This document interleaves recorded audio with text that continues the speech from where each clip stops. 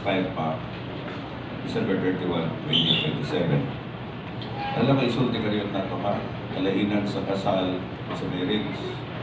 The difference between wedding and marriage. Wedding, nag-focus na sa ceremony, sa kadako ng gasto, sa mga detalye, kinsa itong iuban. Pero ang marriage, gusto na sa inyong relasyon. May mong successful at wedding, PJ, hindi na naman liko pa. May mong successful at wedding, ako itong gasto, bongga kaita. Pero the moment na mag-collapse ang inyong relationship, pareha mo na ako, member sa broken family. Nabot ako asawa niya, member ko sa broken family.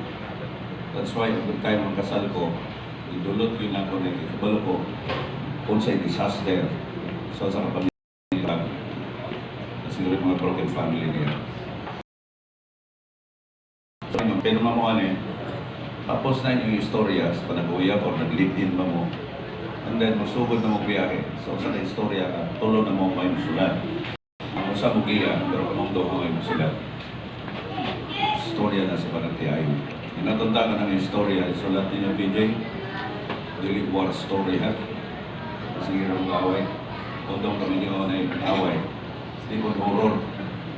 Makadlog si Angelica Muli, tungod niyo, PJ.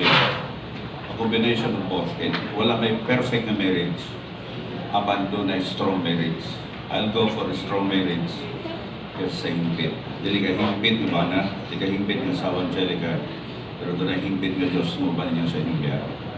Remember, marriage is legally spiritual and spiritually legal. Blessed na mo kami open, upuntahan ninyong isang gigilikanan, mapasok mo makasal mo sa officiating minister in order for your marriage or wedding na mahimong spiritual. Mahimo lang ng spiritual kung doon natin paminawan from biblical point of view kung sa stand ang ngayon ng barok na ito mo sa kaminyoon. Kung mahimo ng legal, kung makomply ninyo ang tanang papeles sa gobyerno. So before tama ba sa legal, unaho na itong spiritual. So sa ngalan sa itong religiyon, kita na mo direla na yung religiyon. Pero sa ka Diyos na buhat na ito. Hindi na ito mag-iaway yan. Hindi yun yung mag-isgot ng simbahan, nag-isgot ng relasyon. So, mutaho ta sa kamahan ng Diyos niya karon, yung doon magatigon sa ngalan, dili ni simbahan, pero basta mutigon sa ngalan, tuwa dito ang presensya sa Ginoo. Ang Diyos sa Katoliko, Diyos namo, Diyos ang sanong sa reliyon, o sa ka Diyos man itong butangan sa gininhawa, kung may itong ulian sa atong kinabuhi. Ito ko tumulong, tantanan mo ang butan. So Diyos na magagadaong salamat ikapunan karon, ikaw Ginoo, kag PJ, kag Angelica, naghatag pribilehiyo sa kapabor, grasya Ginoo. Sila makadangat ni Ginoo nga wala makuha sa uban, wala matilaway sa uban. Salamat ng kining tanan na hitabo karon gikan kay kanimo, wala bisan usa mga kapasigarbo. Dili ni mahitabo kung wala sila. Usa karon, namimiduol sa imong presensya. Pinag-ispag-ila na mo Ginoo ikaw, Diyos sa relasyon. Diyos na unang naghimo sa kakasal o sa kakaminyoon, sa karelasyon. O Diyos na mubang kang PJ kang Angelica. Imayang imong ngalan, pakanawag imong pulong, aging instruction kang PJ kang Angelica. Sa among nasayran Ginoo, na dili wedding may mapalampos sa ilang kaminyoon, kung dili pundasyon sa kaminyoon, na ilang i-apply, diya sa ilang biyahe niya.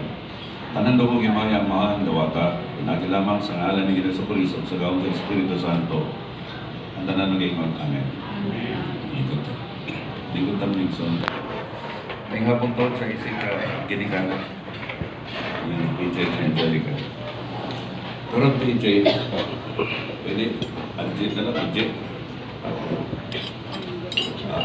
Mag-isgot ko karon o mga nagway sa kaminyoon, phases of marriage. Kining kami nyo ang walay nagway, walay mabasa sa mga anak. Walay ma-define, walay ma-describe sa silingan. Oras nga, dili kakabalo sa mga dagway sa kaminyoon. From biblical point of view, atong isgutan ang the phases of marriage. Kadiin, unang gihimo sa Diyos, siya gibuhat niya siya dahil o gibuhatan niya o pares para na yung asawa niya. So, kung gusto mong mahibalo sa sinugdanan sa tanang butang, yung ukap sa science o science, Dire ka maukab. The book of Genesis, the meaning is book of beginnings. Dire ka mababasa ang first na carpenter, first na rapist, first na